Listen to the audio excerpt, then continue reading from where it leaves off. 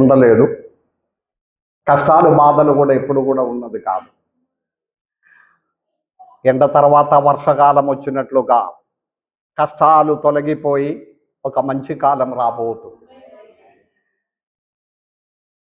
ఈరోజు ఉదయకాలంలో నేను ఒక మంచి కళ చూసుకొని లేచాను. మంచిగా కళ చూసి ఉన్నప్పుడు అమ్మగారు వచ్చి పిలిచాడు, లేవు ప్రార్థన టైం అని. అది ఆ కళ కంప్లీట్ చేయలేదు. ఆ కళ ఏంటంటే, నేను ఏదో ఒక పెద్ద మీటింగ్లో వాక్యం చెప్పడానికి నన్ను పిలిచాడు. ఒక హాలులో 2 సైడ్ కుర్చీలు వేసి పెద్దవారందరూ కూర్చున్నారు. పిల్లలు ఎవరైనా కనపడలేదు. ఏదో రీట్రీట్ మీటింగ్ ఏదో అట్లానే అనిపించినాం. నన్ను ఆహ్వానించినాము. నేను లేచి నిలబడినప్పుడు ఈ పుల్పిట్ ఇదంతా ముందున్న వలన నేను వచ్చి నిలబడినప్పుడు జనమనే కనపడలేదు, అడ్డంగా ఉంది. నేను ఇట్లా చూసినాము. కానీ ముందు అది 1 2 ఉన్నాయి, 2 3 ఉన్నది. అది కూడా కింద ఉంది, సెంటర్లో ఉంది.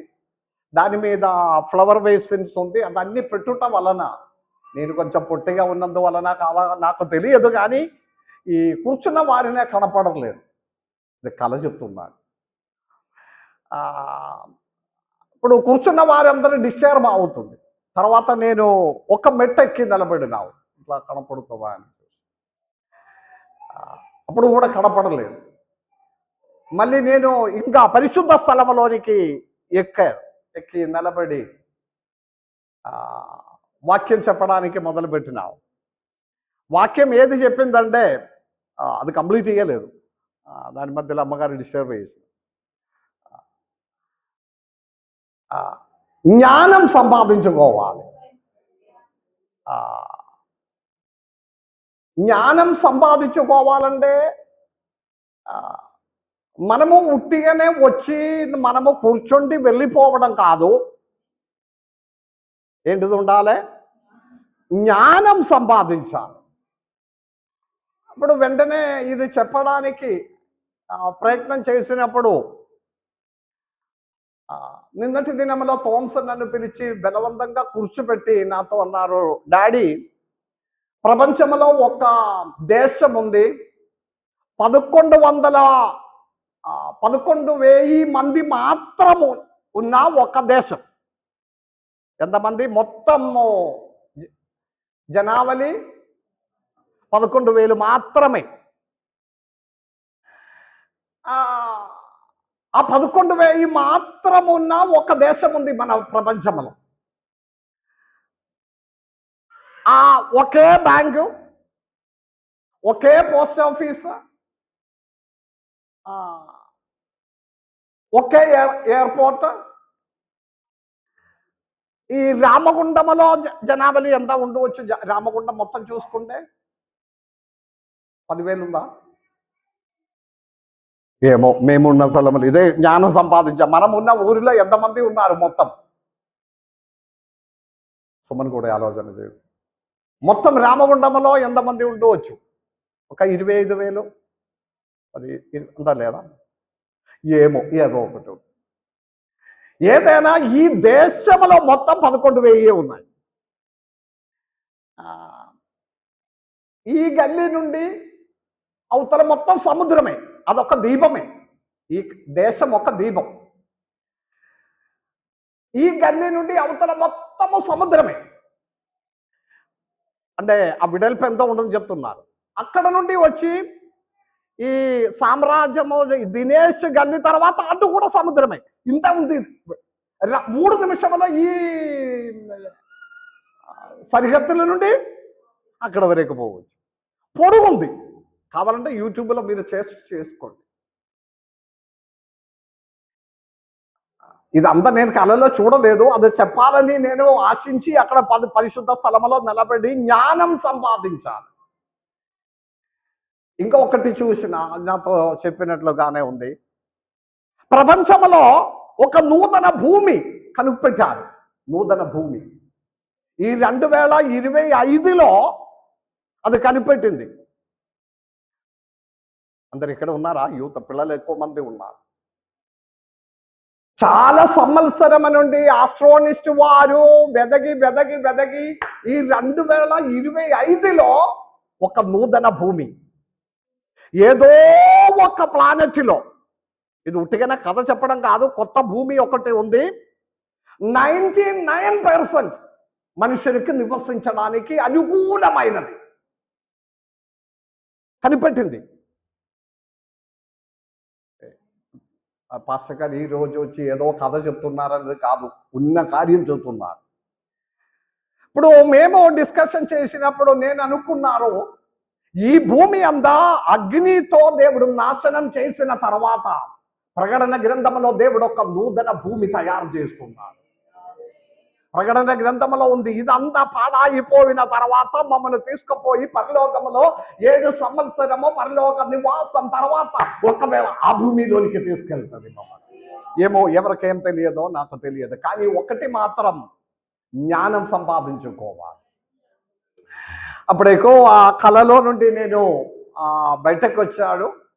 నేను ఇది ఎందుకు చెప్తున్నానంటే, పరిశుద్ధ బైబిల్లో మనము క్రైస్తవుడుగా ఉండిపోవడం మాత్రం కాదు, దేవుని గురించిన జ్ఞానం సంపాదించాలి. జ్ఞానం సంపాదించిన ఎడల మాత్రమే దేవుని కొరకు నిలబడడం సాధ్యమవుతుంది. హల్లెలూయా.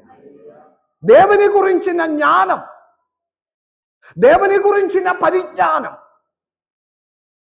అది మనము పొందాలి, తెలుసుకోవాలి. ఇప్పుడు నాకు ఆశ్చర్యంగా అనిపించింది, ఇప్పటి వరకు నాకు తెలియలేని విషయము 11,000 మంది మాత్రమున్న ఒక దేశం ప్రపంచంలో, అది ఇంకొకటి కూడా ఉంది. ఆ దేశం సముద్రంలోనికి సింక్ అయిపోతుంది. అది కూడా శాస్త్రజ్ఞుడు చెప్తున్నారు, సింక్ అయిపోతున్నారు అంటే సముద్రము ఆ దేశమునే కప్పుతున్నారు. శాస్త్రజ్ఞుడు ఏం చెప్తున్నారంటే, వచ్చే 40 సంవత్సరం లోపు ఈ దేశం మొత్తము సముద్రం కిందకి అయిపోతుంది. 11,000 మంది ఉన్నారు. స్విట్జర్లాండ్ అని దేశస్తులు వీరిని పిలుస్తున్నారు. మీరెందుకు అట్లా ఉన్న ఒక దేశంలో ఉండడము, మీరు రండి, మేము మీకు స్థలం ఇస్తాం, చోటు ఇస్తాం, ఇల్లు కట్టి ఇస్తాం, మీరు అది విడిచిపెట్టి వచ్చేయండి అని చెప్తే కూడా అక్కడ వారు ఉండిపోతున్నారు. ఫోటోస్ అంతా చూపిస్తున్నారు, అక్కడ ఉన్న బ్యాంక్ చూపించింది, అక్కడ ఉన్న మనుషుల్ని చూపించినాము, అక్కడ ఉన్న బిల్డింగ్స్ చూపించిన, ఎయిర్పోర్ట్ చూపించినాము. 40 సంవత్సరాల లోపల అది సింక్ అయిపోతుంది సముద్రంలోని. కొత్త నాలెడ్జ్, నూతనమైన ఒక తెలివి, వేరే ఒక భూమి ఎక్కడయో ఉంటుందన్నది ఒక నూతన అనుభవమే కదా. లేకపోతే పాస్టర్ గారు ఇది మాకంతా తెలుసు, మున్నే తెలుస్తుంది, అవునా? కాదు కాదు. ఒకవేళ దేవుని గురించి, దేవుని సృష్టి గురించి, దేవుని ప్రవర్తనమైన గురించిన నూతనమైన విషయమనే మనము తెలుసుకోవాలి. ఒక స్తోత్రం చెల్లించాలని అనిపిస్తున్నారా? ఉంటే మాత్రం చెప్పండి, ఇంత గొప్ప దేవుడు మనకున్నందుకు దేవునికి స్తోత్రం. మేము ఇక్కడ సిద్ధపాటు కలిగి ఇక్కడ ఉన్నప్పుడు, ఇక్కడ నేను పాటలు పాడినప్పుడు, ఇక్కడ నేను ఆరాధించినప్పుడు, ఇక్కడ నేను స్తోత్రం చెల్లించినప్పుడు, మా కొరకు స్థలం అనే సిద్ధపరచడానికి వెళ్ళిపోయిన యేసయ్య దేవుడు ఒక నూతన భూమిని తయారు చేస్తున్నారని సైంటిఫిక్ గా మాకు తెలియచేసినందుకు స్తోత్రం. కృతజ్ఞతతో హృదయం నిండాలి. హల్లెలూయా. ఒక్కసారి 99% ఆ భూమి నివాసమునకి యోగ్యమని, కానీ ఇప్పుడు పోరాదు. హల్లెలూయా. ఆ భూమిలోనికి కూర్చోండి, నో ప్రాబ్లం, అంటే కూర్చో. ఆ భూమిలోనికి ఇప్పుడు పోవరాదు. ఎందుకంటే ఇప్పుడు పోవాలంటే ఆ లెక్క నాకు గుర్తు లేదు, 17,000 లైట్ ఇయర్ ప్రయాణం చేయాలి. 17,000 ప్రకాశ వర్షం. హల్లెలూయా. ప్రయాణం చేస్తేనే ఆ భూమిలో చేరగలుగుతుంది. అంటే ఒక్క క్షణంలో, ఒక్క నిమిషంలో ప్రకాశము, లైట్ ఎంత దూరం ప్రయాణం చేస్తుంది, అలాగే ఒక గంటలలో, ఒక దినములలో, ఒక నెలలో ఒక సంవత్సరములో అలాగ 17,000 సంవత్సరముల ప్రయాణం చేస్తేనే ప్రకాశం లైట్ ప్రయాణం చేసిన ఎంత దూరం ఉన్నాయో అంత దూరములో ఉంది ఆ భూమి అని. ఇప్పుడు ఇప్పుడు పోవచ్చా పోరాదా? ఎంత రాకెట్లో పోయినా, ఏ రాకెట్లో వెళ్ళినా అక్కడ చేరడం సాధ్యం కాదు. అందరు ఇక్కడ ఉన్నారా? దేవుని సృష్టి ఎంత గొప్పగా ఉంది, దేవునికి స్తోత్రం. కానీ ఒక్క పైసా ఖర్చు చేయకుండా, ఒక్క పైసా నయా పైసా స్పెండ్ చేయకుండా దేవుని కొరకు వేచి ఉన్న దైవజనులని దేవుడు అక్కడికి తీసుకువెళ్ళిన ఒక దినము రాబోతుందని నేను నమ్ముతున్నాను. నూతన భూమి, నూతన ఆకాశమున తన బిడ్డల కొరకు దేవుడు ఏర్పరచి ఉంటున్నాము. దేవునికి స్తోత్ర, హల్లెలూయా. కాబట్టి దేవుని బిడ్డలారా, జ్ఞానం సంపాదించుకోవాలి. ఈరోజు ధ్యానం కొరకు ఒక వేద భాగం చదువుకుందాము. కీర్తన గ్రంథం 56వ అధ్యాయము 8వ వచనం. ఎవరైనా ఒకరు గట్టిగా చదవండి. కీర్తన గ్రంథం 56వ అధ్యాయము 8వ వచనం.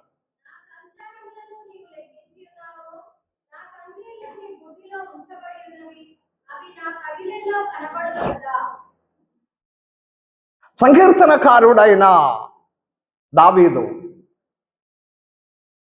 భయంకరమైన ఒక ప్రోబలంలోనికి పడినప్పుడు, సమస్యలో పడినప్పుడు, అందరు ఇక్కడ ఉన్నారా, వింటున్నారా?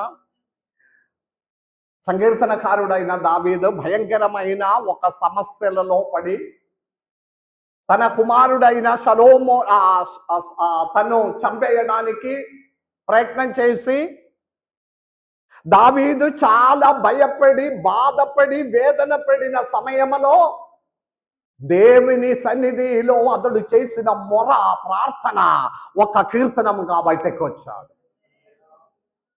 ఆ కీర్తనములో అతడు పాడినప్పుడు ఆ కీర్తనములో ఉన్న ఒక్క సెంటెన్స్ ఏదంటే, అతడు చేసిన ప్రార్థనలో ఒక్క మాట ఏదంటే, దేవా నా కన్నీళ్ళనే మీ గుడిలో ఉంచబడి ఉన్నాడు. హల్లెలూయా. నా కన్నీళ్ళనే మీ గుడిలో ఉంచబడి ఉన్నారు. ఈ గుడ్డిలో, కరెక్టా?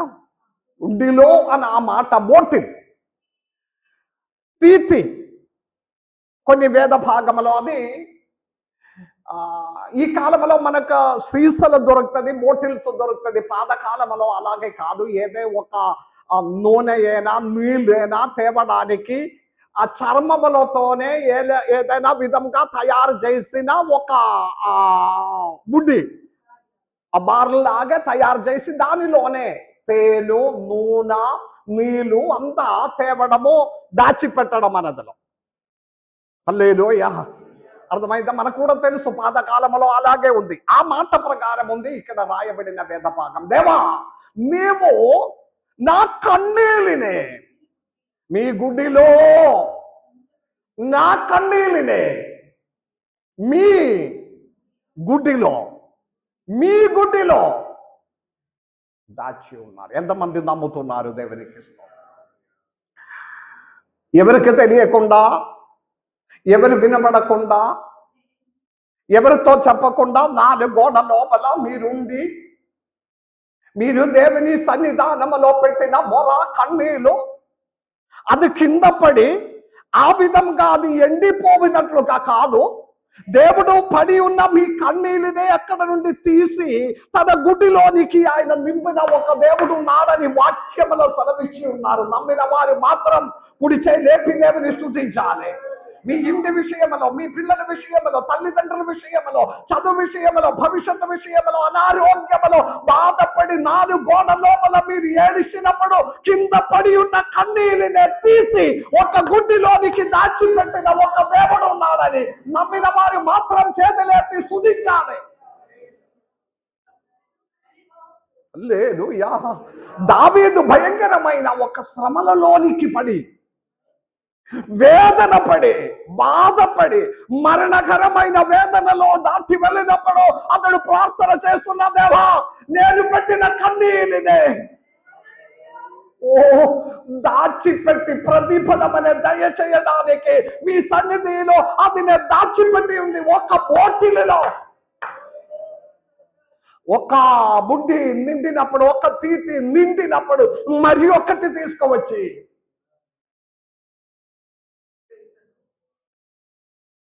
మీరు అనుకున్నారా మీరు పెట్టిన కన్నీళ్ళు వృధా అయిపోతుందని?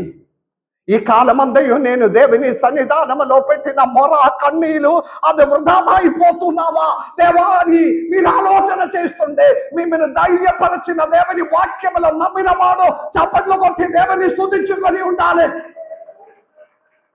చూడు, ఆ చప్పట్లు కూడా బలం లేదు. ఫీల్ అయితే మాత్రమే దేవుని స్తుతించాలి. నేను పెట్టిన కన్నీళ్ళనే దాచిపెట్టిన ఒక దేవుడు ఉన్నాడని ఒక విడుదల కొరకు దానిని లెక్క చూసి తగ్గిన ప్రతిఫలం అనే దయచేసిన ఒక దేవుడు. Praise the Lord. కొందరు అనుకున్నారు ఈ కాలమందయు నేను పెట్టిన మొర ఏమవుతుంది, ఈ కాలమందయు నేను పెట్టిన కన్నీలు వృధా అయిపోతున్నావా? 400 సంవత్సరం ఐగుప్తు బానిసత్వంలో మొరపెట్టిన మొర ఆలగించి ఆ తన బుడ్డి లోపల నిండి పెట్టిన కన్నీలికి ప్రతిఫలం దేవుడు అనుగ్రహించినప్పుడు 4 తరములు దాటిపోయినావు, కానీ ప్రతిఫలం బయలుదేరి వచ్చాడు, ప్రతిఫలం వచ్చాడు. నమ్మాలి, వాక్యమైన నమ్మాలి. మీరు వాక్యమైన నమ్ముకొని ఇంటికి వెళితే మీరు ఇంటిలో చేరక ముందు మీ కన్నీటికి జవాబమనే దయచేయడానికి శక్తి కలిగిన ఒక దేవుడు ఉన్నారు. చప్పట్లు కొట్టి దేవుని స్తుతించి ఆరాధించిన విడుదల దేవుడు దయచేసిన దేవుడు. ఎస్ ఎస్ ఎస్ హల్లెలూయా హల్లెలూయా. ఒక బుడ్డిలో దాచిపెట్టిన ఒక దేవుడు. బర్తిమాయి అన్న గుడ్డివాడు మొరపెట్టినావు, దేవుడు ఆలగించలేదా? హిజ్కియా అన్న ఒక రాజు గోడవైపు ముఖం పెట్టి తన రోగములలో తాను చనిపోతుందని ప్రవర్తన ద్వారా మాట్లాడినప్పుడు గోడవైపు ముఖం పెట్టి కన్నీళ్లు విడిచి ఏడిచినప్పుడు ఆ కన్నీటికి ప్రతిఫలం అనే దయచేసిన దేవుడు ఉన్నాడని నమ్మిన వారు దేవుని స్తుతించుకొని వాక్యం వినాలి. పిల్లలు లేక బాధపడి ఇంటి లోపల వేదన పడి బాధపడిన హన్న ఏడుపిన చూసి ఆ కన్నీటికి ఆ బుడ్డిలో నుండి జవాబం దయచేసిన దేవుడు ఈ ఆరాధన మధ్యలో మన మధ్యలో ఉన్నాడని నమ్మిన వాడు దేవుని స్తుతించుకొని వాక్యం వినాలి.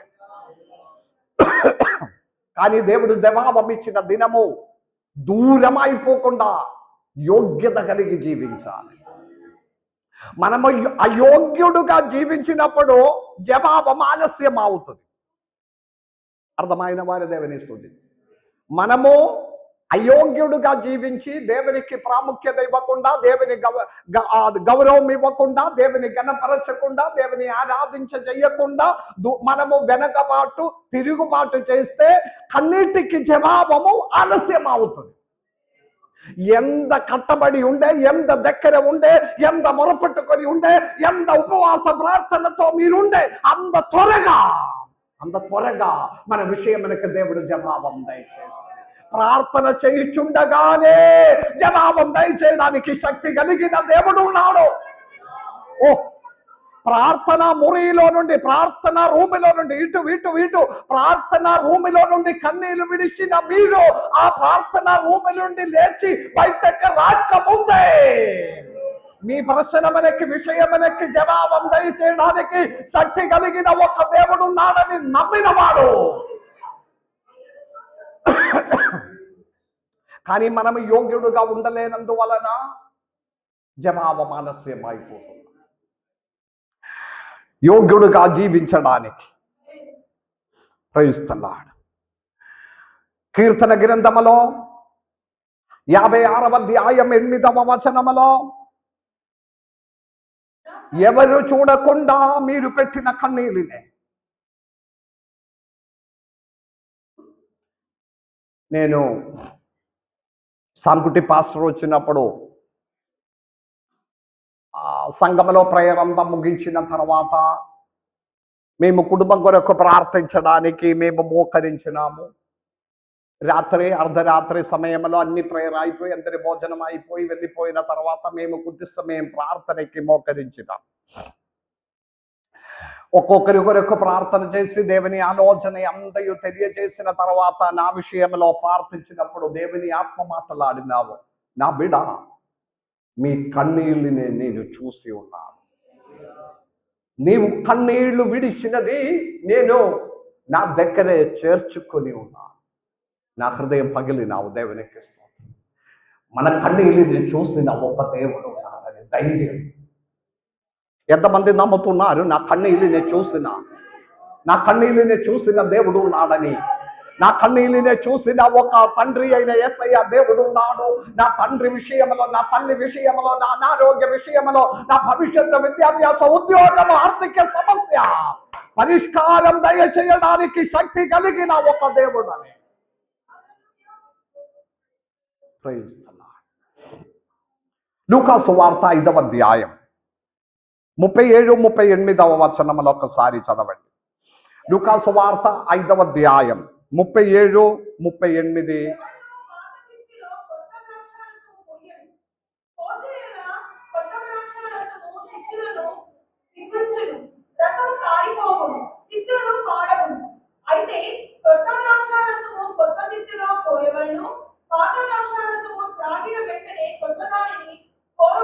Praise the lord.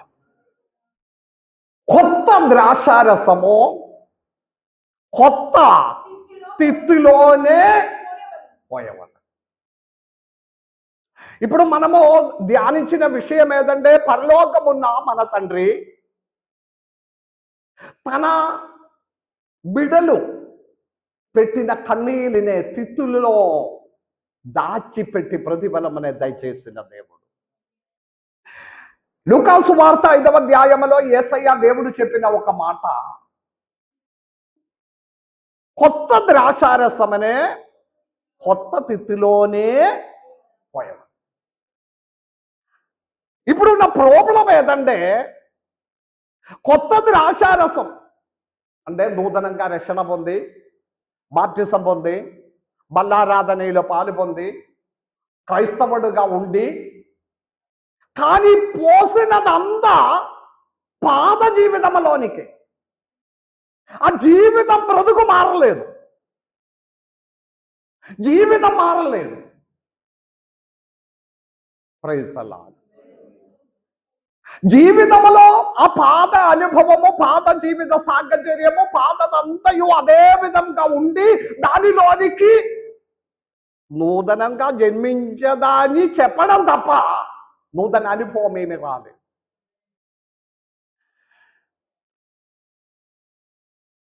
ఎనిమిదవ రోజు జ్ఞాపకార్థం ఎందుకు పెట్టింది?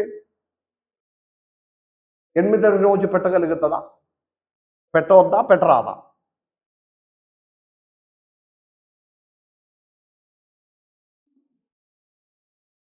చెప్పట్లేదు. చెప్తే పాస్టర్ గారు ఏం చెప్తుందో.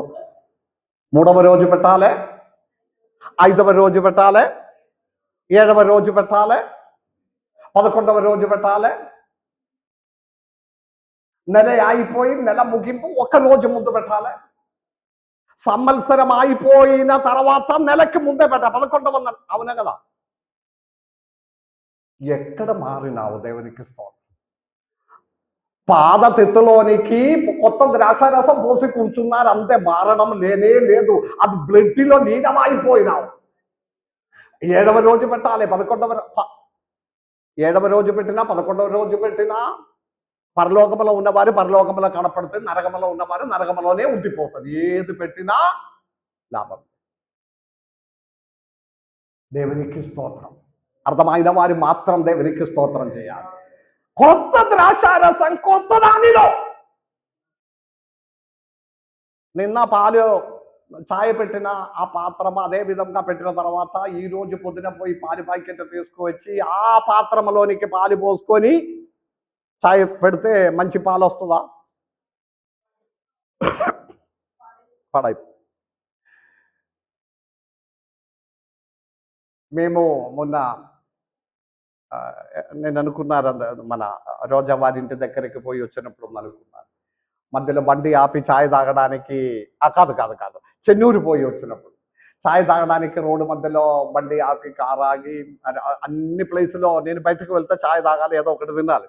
ఆ ఛాయ్ షాప్ కనపడలేదు. మళ్ళీ ఒక షాప్ దగ్గరికి డాడీ ఇదే ఇక్కడ ఒక షాప్ ఉంటుంది చెప్పి అక్కడ ఆగినాము. అక్కడ ఛాయ్ పెట్టడానికి పోయి కూర్చొని పెట్టి ఇస్తామన్నారు.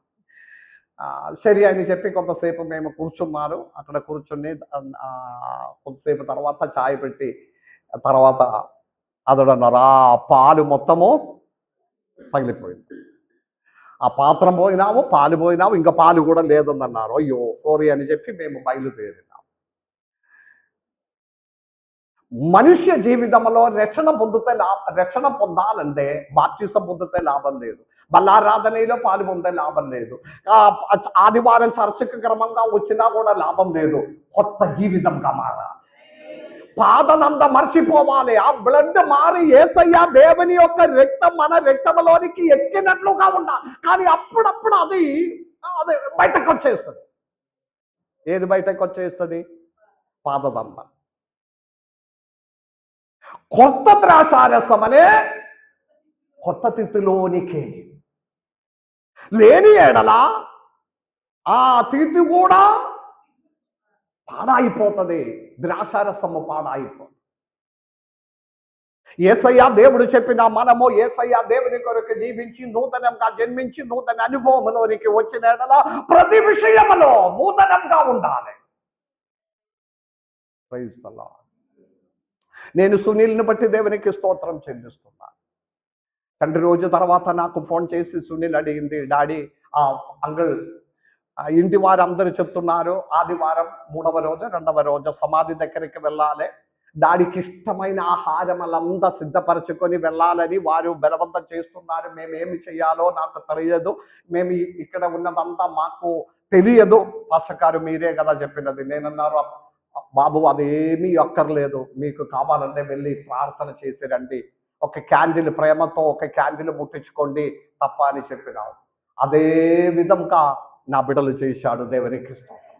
నేను వారిని బట్టి వారి విశ్వాసముని బట్టి దేవునికి స్తోత్రం చెల్లిస్తాను. కొత్త తిత్తిలోనికి ఉండాలి. ప్రేమన్న ఇక్కడ కూర్చున్నారు, తల్లి మమ్మీ చనిపోయిన 3వ రోజు 2వ రోజు 4వ రోజు డ్యూటీకి వెళ్ళినాం. కరీంనగర్ డ్యూటీకి వెళ్ళినప్పుడు పక్కన కూలీగ్స్ అందరూ అన్నారు, అయ్యో మమ్మీ చనిపోయి మీరు ఇప్పుడే వచ్చేసిందా? అట్లా రాకూడదు కదా, బయటకు రాకూడదు కదా. రావచ్చా రాకూడదా? మంచం మీద కూర్చోకూడదు, కింద కూర్చోవాలి, మ్యాచ్ వేసుకొని కింద కూర్చోబెడుతుంది కదా. ఎవరి తల ఊపడం లేదు. ఇప్పుడు పాస్టర్ ఏం చెప్పబోతున్నారో అని భయపడి మీరేం డ్యూటీకి వెళ్ళారు. డ్యూటీకి వెళ్ళినప్పుడు కూలీగ్స్లో కొందరు, ఇట్లా మీరు వస్తే ఎట్లా, మిమ్మల్ని ముట్టడం ఎట్లా, మీరు వస్తే ఎట్లా, మిమ్మల్ని చూస్తే ఎట్లా అంటే సార్ ఒకే మాట అన్నారు, నేనైతే డ్యూటీకి వస్తాను, మీకు నచ్చలేకపోతే మీరు లీవ్ తీసుకోండి, మీకు నచ్చలేకపోతే మీరు సెలవు తీసుకోండి, నేనైతే డ్యూటీ. దేవునికి స్తోత్రం. ఒకరి యేసయ్య దేవునిలో ఉన్న నూతన సృష్టి, పాదద గది చేయడం, నూతనమైన ఆ ద్రాక్షారసం, నూతన తృప్తి, నూతన తిథిలో మనము మారితే ఒక నూతన అనుభవం దయచేసిన దేవుడు ఉన్నారు. నమ్మిన వారి మాత్రం దేవునికి స్తోత్రం. క్రైస్తవ జీవితంలో దేవుడు మన కొరకు సిద్ధపరచిన పరలోక రాజ్యం, ఆ పరలోక రాజ్యంలో దేవుడు అనుగ్రహించిన నూతన భూమి దేవుడు సిద్ధపరిస్తే ఉన్నాడు. ప్రవేశించాలంటే మన నూతన తిథి ఒక అనుభవం మనకుండాలి. పాదద గదిచ్చే బైబిల్ అంటే జ్ఞానం, అంటే నేను ప్రారంభంలో చెప్పడం, జ్ఞానం సంపాదించాలి. ప్రతి ఒక్క విషయంలో బైబిల్లోనికి వెళ్ళాలి. బైబిల్లో ఏముంది, ఎలా రాయబడి ఉంది, ఎలాగే ఉంటుంది, అది అలాగే ఉన్నాయా లేదా, నేను అది చెయ్యాలా వద్దా? ఒక స్తోత్రం చెల్లిస్తావా? దేవునికి స్తోత్రం. క్రైస్తవ జీవితంలో జ్ఞానం సంపాదించి మన దేవుని గురించి ఎరిగిన వారంగా మనము ముందుకు కొనసాగాలి. హల్లెలూయా. అలాగే అయితే ఏమి లేకుండా ఉండే కూడా మన కొరకు కార్యమనే చేసిన ఒక దేవుడు ఉన్నాడు. దేవునికి స్తోత్రం. Praise the Lord. దేవుని బిడ్డలారా, 56వ కీర్తనములో 8వ వచనం మరి ఒక్కసారి కూడా చదవండి. కీర్తన గ్రంథం 56వ అధ్యాయం 8వ వచనము.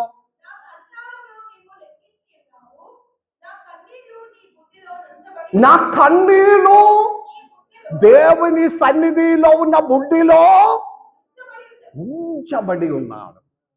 దానికి ప్రతిఫలం ఉంది. ఒక రోజు ఓపిక కలిగి వేచి ఉన్నాను.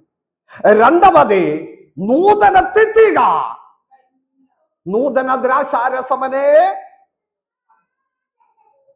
ఉంచడానికి ఉన్న నూతన తిథిగా మనం ఉండాలి. మూడవది, ఆదికాండం 21వ అధ్యాయం 14-15 వచనాలు ఒకసారి చదవండి. ఆదికాండం 21వ అధ్యాయము 14-15 వచనాలు.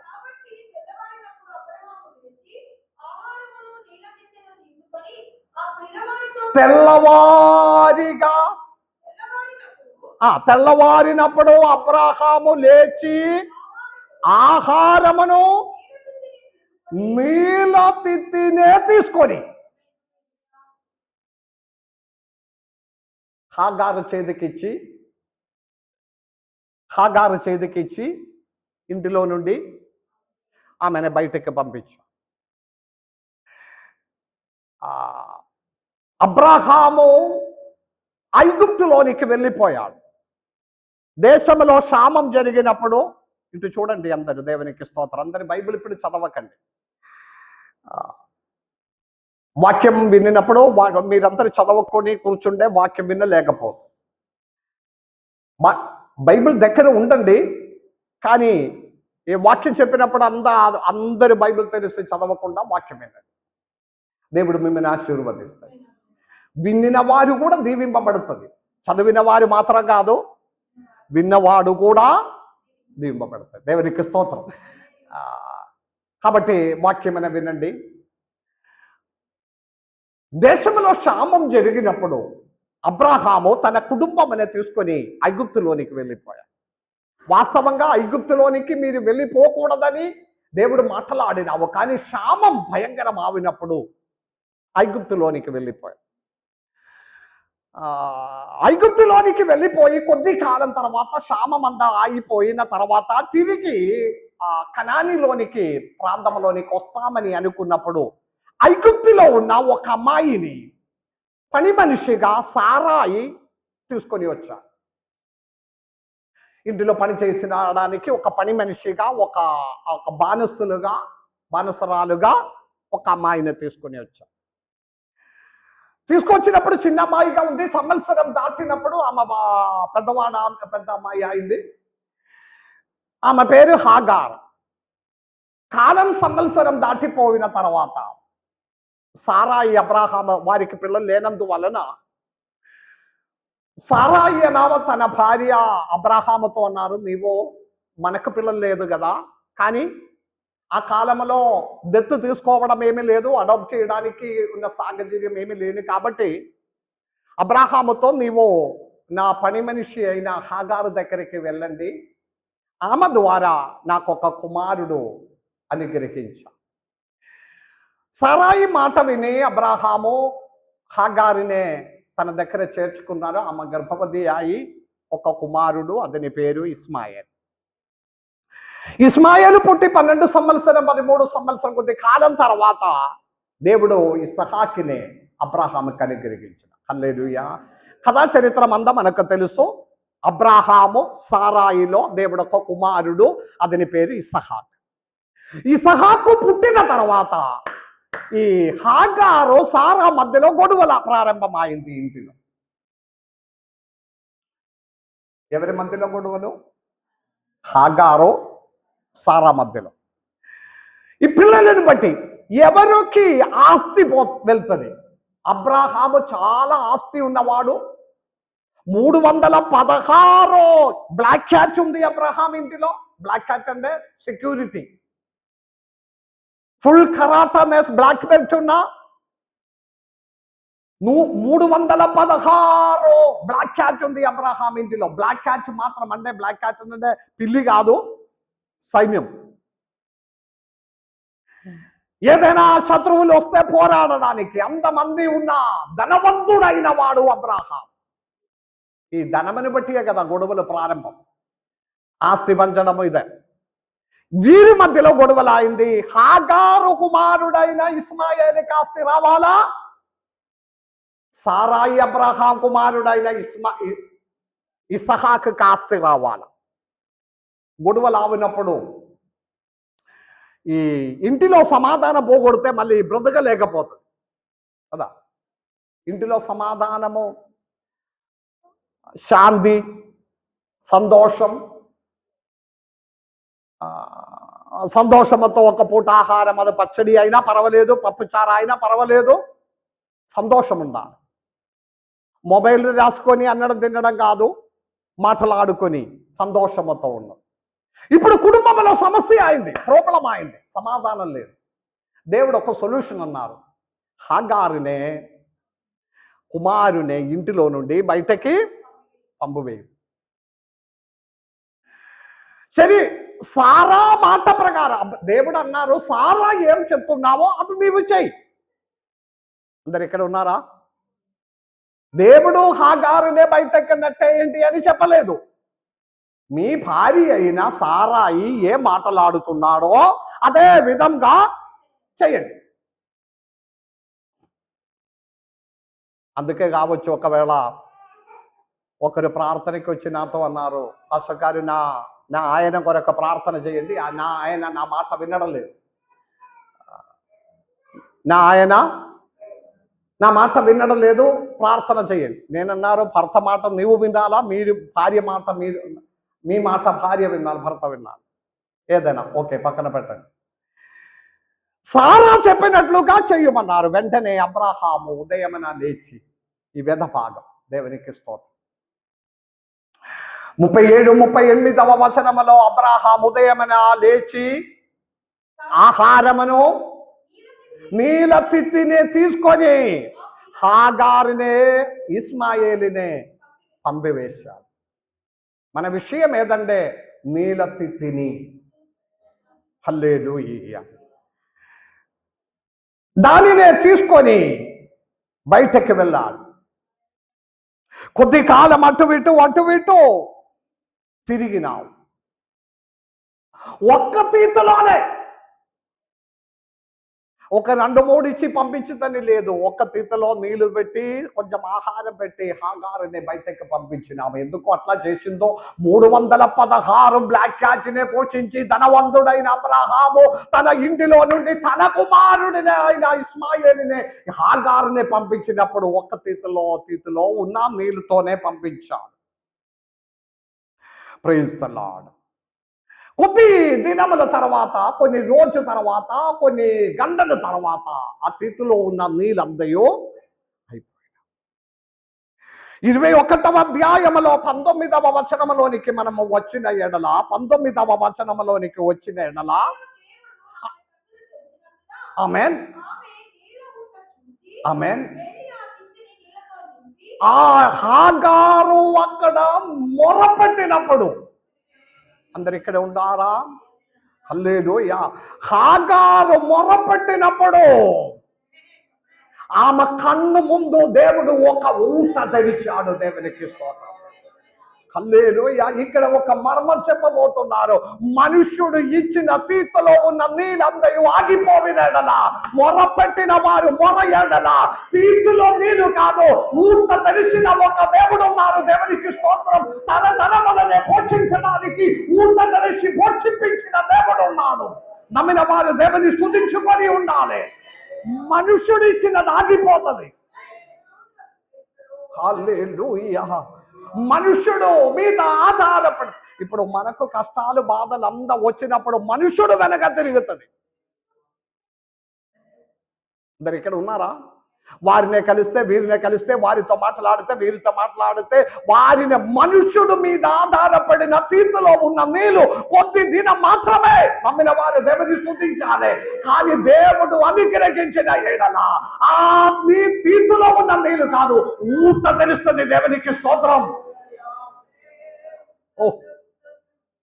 అరణ్యములో ప్రయాణం చేసి వచ్చిన వాళ్ళు నీళ్లు లేకుండా బాధపడినప్పుడు బండ మీద ఆ కొట్టినప్పుడు ఆ బండలో నుండి ఒక ఊట ప్రవహించినాము. Praise the lord. Praise the lord. ఆ వేద భాగం మీరు సరిగా చదివినావా? 21వ వచనములో చదవండి, 19వ వచనం చదవండి. కన్నులు తెరిచి నీళ్ళ ఊట చూసి, ఒకే ఒక కారణం మాత్రమే, నీవు దేవుని సన్నిధానములో మోకాళ్ళుండి మొరపెట్టాలి. ఆయన మందిర ఆవరణంలోనికి వచ్చి మొరపెట్టాలి. సొలొమోన్ రాజు దేవుని ఆలయం కట్టిన తర్వాత సొలొమోన్ రాజు దేవునితో ఒక ప్రార్థన చేశాడు. దేవా, ఈ ఆలయములో వచ్చి మొరపెట్టిన వారు మొర నీవు ఆలగించాలి. అందరు ఇక్కడ ఉన్నారా? దేవుడు దానికి జవాబం ఇచ్చినది ఏదంటే, తన పేరు పెట్టబడిన తన జనులు తన దుర్మార్గమనే విడిచి నా తట్టు కన్నులెత్తి మొరపెట్టిన ఎడల పరలోకములో నుండి వారు మొర నేను ఆలకిస్తా. ఆ స్తోత్రం మనకి గట్టిగా లేదు. హల్లెలూయా. దుర్మార్గమనే విడిచిపెట్టి ఈ ఆలయములో మొరపెట్టిన వారు మొర నేను పరలోకములో నుండి ఆలగిస్తామని మాట చెప్పాడు. ఎంతమంది నమ్ముతున్నారు? దేవునికి స్తోత్రం. ఆలయములో వచ్చి మొరపెట్టాలి. ఇప్పుడు మనకు దానికి సమయం లేదు. మనం షార్ట్ కట్ ఏదైనా ఉండే అదే ఆలోచన చేస్తుంది. షార్ట్ కట్ ఉండే ఈజీ ఉంది కదా. ఆలయంలో రావడం, ఉపవసించడం, కన్నీరు విడవడం, మొర పెట్టడం. దానికంటే బెల్లంపల్లి పోతే అక్కడ ఒక రాత్రి నిద్రపోయి లేకపోయినా పర్వాలేదు. కరుణాపురం వెళ్తే అక్కడ శరీరం లేకపోతే, ఇంకా విజయవాడ వెళ్తే ఇంకా ఎక్కడే ఉన్నాడో వేళాంకణికి పోయి అక్కడే ఉండే కూడా ఎంత ఖర్చు, దానికి కదా విషయం. ఇంకా షార్ట్కట్లో కార్యం జరగాలి. ఇది సాధ్యం కానే కాదు. దేవుని బిడ్డలారా, సాధ్యం కానే కాదు. మీరు రావాలి. దేవుడిచ్చిన ఆశీర్వాదం ఊతలాగే ప్రపంచకిస్తుంది. ఈ వేద భాగంలో ఒక మాట ఉంది. ఏంటిది తెలుసా? దేవుడు ఆమె కన్ను తెరిచి ఒక ఊట కనపడింది. తన తిత్తునే ఆ ఊటలో నుండి నింపాడు ఆమె. ఆ వాక్యం మరి ఒకసారి గట్టిగా చదవండి. తెరిచినందున చూచి, ఆమేన్. మనుష్యుడు ఇచ్చిన నీలాగిపోయిన తిత్తులనే దేవుడు నేను ఆ ఊటలలో నుండి నింపిన వాడు ఉన్నాడు. తరతరముల లెక్క వాడుకోవడానికి, తరతరముల లెక్క దాహం లేకుండా ఆహారం ఇచ్చి పోషించిన అదను సన్నిధిలో ఏడిచిన వారంగా ఉండాలి. హల్లెలూయా. ఎస్. మన అవసరం అనే మనుష్యుడు ఇచ్చినట్లు కాదే, అది తొందరగా అయిపోతుంది. దేవుడిచ్చిన ఊటలలో నుండి దాని మీద ఆధారపడాలి. ఎంతమంది నిర్ణయం చేస్తుంది ఈరోజు? దేవునిలో నేను ఆధారపడతా, దేవునిలో నేను కార్యం సమర్పించుకుంటా. ఇప్తాహ అనే ఒక వేశ్య కుమారుడు గురించి నేను చెప్పినది గుర్తుందా? ఇప్తాహ అనే వేశ్య కుమారుడు పరాక్రమశాలి అయినా కూడా అతడు ఆ వేశ్య కుమారుడు. కానీ అతనే నాయకుడుగా చేయడానికి వారందరూ పెద్దవాళ్ళందరూ వచ్చినప్పుడు ఇప్తాహ తన కార్యం అంతయు దేవుని సన్నిధిలో సమర్పించిన. ఓహ్ హల్లెలూయా. అక్కడ విడుదల ఉంది, అక్కడ పరిష్కారం ఉంది, అక్కడ అన్ని విషయములకి విడుదల ఉంది. Praise the Lord. మనకు కావలసినదినే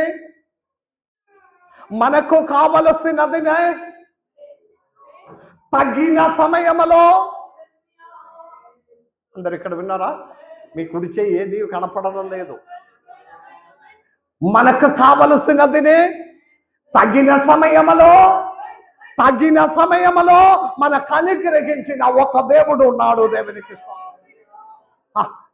మన సమయంలో కాదు, దేవునికి తగిన సమయంలో. దేవునికి స్తోత్రం.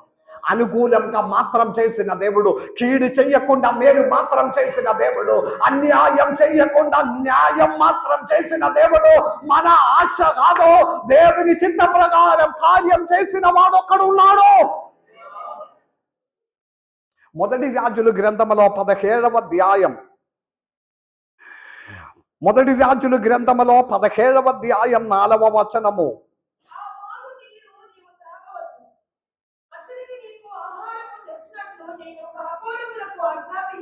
ఆమె ఏలియా, అందరు ఎక్కడ ఉండండి, బైబిల్ పక్కన పెట్టండి. ఏలియా భయపడి ఆయన వెళ్ళిపోతున్నాడు. దేశమంతా భయంకరమైన క్షామం, తినడానికి ఏమీ లేదు. అప్పుడు ఇక్కడ మాట్లాడినది, ఆ వాగు నీళ్ళు మీరు త్రాగాలి. ఆమేన్. మీకు ఆహారం ఇచ్చుటకు నేను కాకోలముతో మాట్లాడి ఉన్నాడు. చూడు, ఎవరికి కూడా ఒక స్తోత్రం పలకాలని అనిపించలేదు, ఎందుకంటే వాక్యం మీద ఎవరినే తాకడం లేదు. ఏ ఆలోచన లేకుండా ఉన్న ఒక చోటిలో నుండి మీకు ఆహారం అనేది తెప్పించడానికి నేడు కాకాలతో మాట్లాడి ఉన్నాడు. రేపేమవుతుంది, రేపు మా భవిష్యత్తు, నా బ్రతుకు, నా జీవితము, నా భవిష్యత్తు ఏమవుతుందని బాధపడి మీరు చచ్చిపోవాలని ఆశపడినప్పుడు దేవుడు మాట్లాడుతున్నారు, ఆ బావిలో నుండి మీరు తాగాలి. కాకోలముతో నేను మాట్లాడి ఉన్నాడు. ఈ కాకోలము ఆహారం దొరికితే అది గబ గబ తినడం తప్ప ఇంకా దేనికి కూడా ఇవ్వను. కానీ దేవుడు మాట్లాడినదంటే అలాగే ఉన్న ఒక చోటిలో నుండి దేవుడు నిన్ను పోషించడానికి మీకు ముందుగా ఏర్పాటు చేసి ఉన్నాడు. నమ్మిన వారు మాత్రం దేవుని స్తుతించాలి. ఏ విషయముల ఎదుట ఈ ఉదయకాలం మీరు బాధపడి వచ్చాడో, ఏ విషయముల ఎదుట మీరు ఈ ఆలయంలోనికి దేవుడు నడిపించాడు, నాకైతే తెలియదు. మీరు వచ్చారు, కూర్చున్నారు, వెళ్ళిపోతున్నారు, కానీ మీ మనసులో ఎవరితో చెప్పలేని నా ఒక బాధ ఉంది. ఆ బాధ ఎరిగిన దేవుడు మీతో మాట్లాడినది నమ్మండి. మీరు ఊహించలేనా చోటిలో నుండి కాకలోనే మీకు బోధించిన ఒక దేవుడు నేను ఉన్నాడని. అది తగ్గిన సమయంలో 6వ వచనం చదవండి. 6వ వచనం, 17వ అధ్యాయం 6వ వచనము. కాకోలములో, అందరు ఇక్కడ కాకోలములో ఉదయమందు రొట్టెను మాంసమును. ఈ కాకి మాంసం దానికి దొరికితే ఎవరికి కూడా ఇవ్వరు. ఆ కాకోలముతో దేవుడు మాట్లాడినావు అంటే మీరు ఊహించలేని చోటులో నుండి, మీరు ఆశించలేని చోటులో నుండి, మీరు ఎక్స్పెక్ట్ చేసలేని స్థలములో నుండి మీరు పోషించడానికి పరలోకములో ఉన్న దేవుడు ఆజ్ఞాపించి ఉన్నాడు. నమ్మిన వారు మాత్రం గుడిచే లేపి స్తుతించాలి. దేవుడు మీ కొరకు కార్యం చేస్తుంది. అది మాత్రం కాదు, ఉదయమున రొట్టెను మాంసమును, ఏంటిది అయ్యా, సాయంకాలము రొట్టెను. మీరు ఎన్ని పూటలు భోజనం చేస్తుందని ఎరిగిన దేవుడు. హల్లెలూయా. మీరు తినిన క్రమము మీకు అవసరమైన క్రమ ప్రకారం. చప్పట్లు కొట్టి దేవుని గణపరచాలి. తగిన సమయంలో, మీకు అవసరమున్న సమయంలో నిన్ను పోషించడానికి కాకోలముతో మాట్లాడిన గొప్ప దేవుడు. Praise the Lord. ఎందుకు బాధపడాలి దేవుని బిడ్డలారా? పాటలతో దేవుని గణపరచాలి. దేవునికి స్తోత్రం.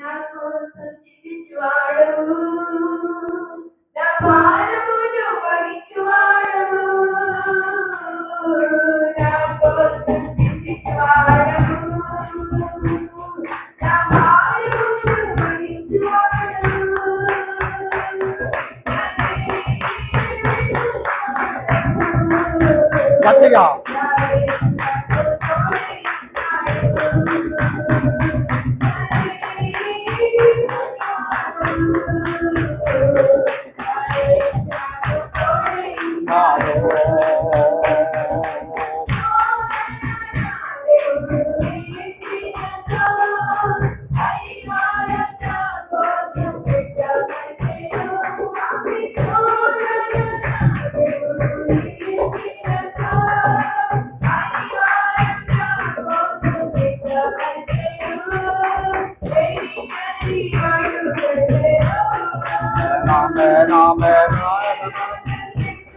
నాడు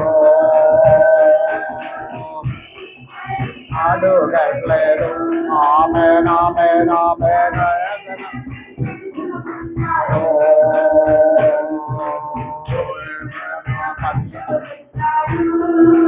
ఆమేన్ ఆమేన్ ఆమేన్ ఆమేన్ ఆమేన్. ఓ దేవుడు నా పక్షమునున్నాడు, ఎరిగి ఉన్నాడు.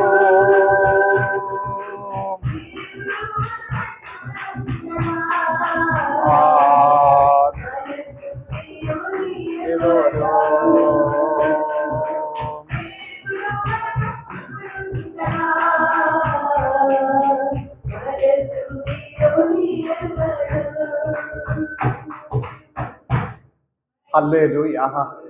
మన అవసరమని ఎరిగి మనకు కావలసిన సమయంలో మన కొరకు కార్యం చేసిన ఒక దేవుడు. నమ్మిన వారు మాత్రం వాక్యమందు దేవుని స్తుతించుకొని ఉంటారు. ఏ విషయములు ఎదుట మీరు బాధపడుతున్నాము, ఏ విషయములు ఎదుట మీరు కన్నీరు విడుస్తున్నాము, మొరపెడుతున్నాము, ఆ కన్నీటినే బుడ్డిలో దాచిపెట్టి ప్రతిఫలం ఇచ్చినది. కొత్త తిథిలోనికి మన కొత్త జీవితంగా మారినేడన తగిన సమయంలో,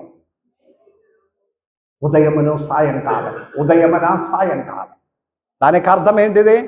మనకు అవసరమున్న సమయంలో మన కొరకు కార్యం చేసిన వాడు. దూతలతో ఆజ్ఞాపిస్తుంది. ఇక్కడ దూత వచ్చి మాట్లాడినావు. ఈ మొదటి రాజుల గ్రంథం 19వ అధ్యాయములో, మొదటి రాజుల గ్రంథం 19వ అధ్యాయం 5, 6 వచనములు ఒక్కసారి చదవండి.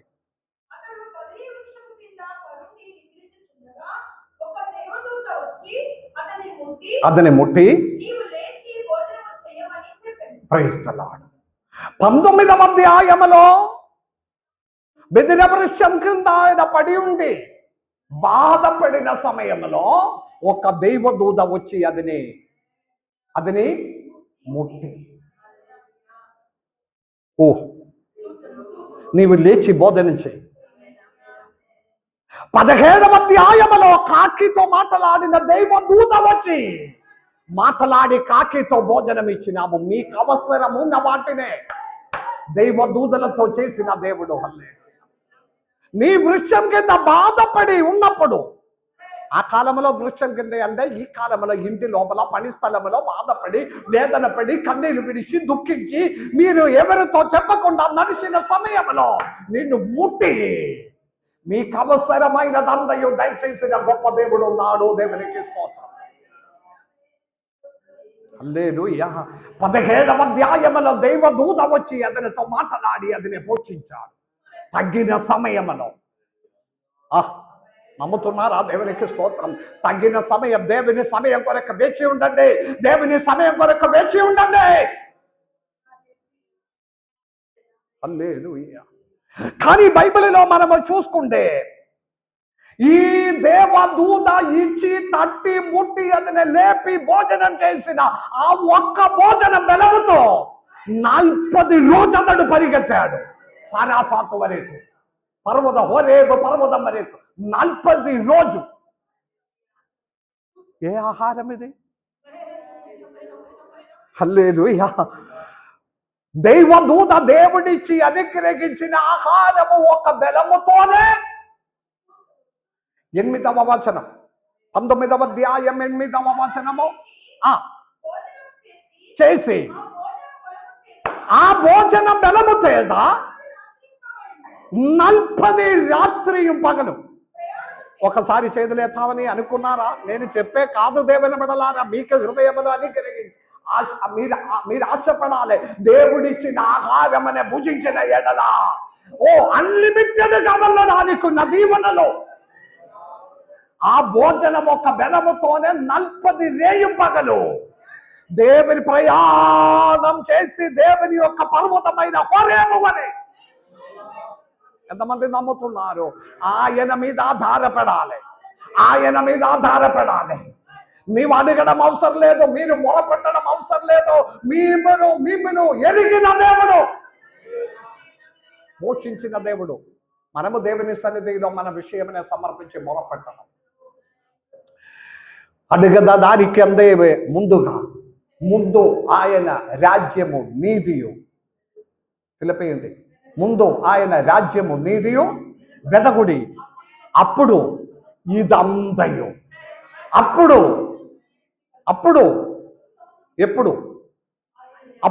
ఎప్పుడు ముందు ఆయన రాజ్యము నీతియు వెదగుడి.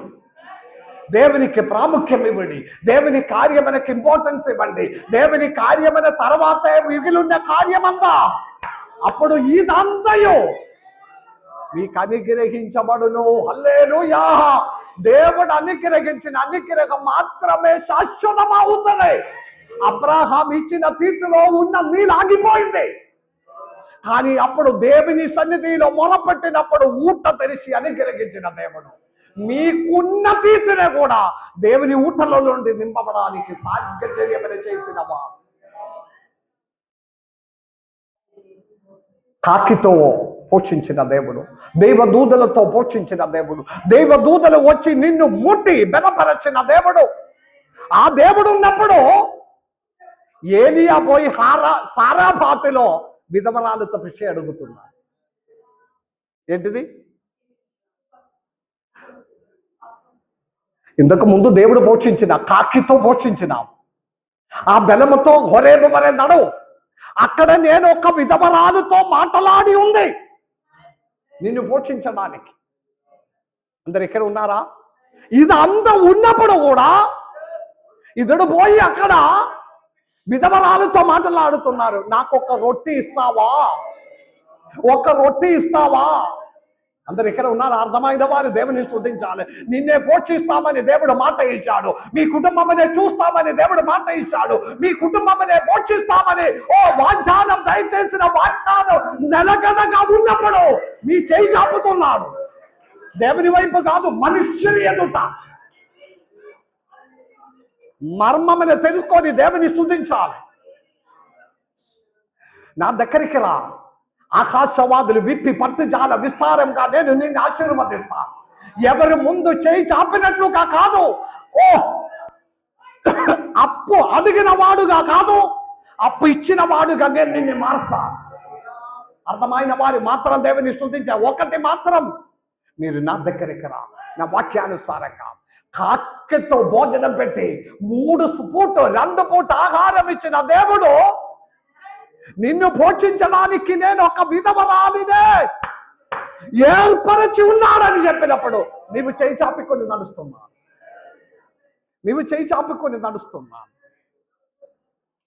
హల్లెలూయా. దేవుడిచ్చిన ఆహారం అది సంపూర్ణం అవుతుంది. ఒక్క ఆహారమని బట్టి 40 రోజులు నడిచాడు. నమ్ముతున్నారా దేవుని వాక్యము? దేవుని మీద ఆధారపడండి దేవుని బిడ్డలారా. మనుష్యుడు నిండి ఇచ్చిన తీర్పులు ఆగిపోయినా, మనుష్యుడు ఇచ్చిన సహాయము వ్యర్థమైన, దేవుని మీద ఆధారపడి దేవుడిచ్చిన ఆశీర్వాదం పొందిన వారందరూ దీవింపబడుతుంది. తరములు దీవింపబడుతుంది, ఆశీర్వాదించబడుతుంది. గాలి అక్కర్లేదు. నీళ్లు లేకుండా రాజు సైన్యం అంతా బాధపడి అరణ్యంలో తిరిగినప్పుడు దేవుని ఆత్మ మాట్లాడినావు. అక్కడే అంత బావి తవ్వండి. హల్లెలూయా. బావి తవ్విపోటు. వాక్యం ముందు అందరూ చదివించడానికి సమయం లేదు. గాలి లేకపోయినా, మబ్బు లేకపోయినా, వర్షం లేకపోయినా ఈ బావి అంతా నీళ్ళతో దేవుడు నింపబోతున్నాడు. నమ్మిన వారి చేతులెత్తి స్తోత్రం చెల్లించండి. అనుకూలమైన సాహచర్యం లేకపోయినా, మమ్మల్ని పోషించడానికి శక్తి కలిగిన వాడు ఒక్కడు ఉన్నాడు. అనుకూల సాహచర్యం లేకపోయినా,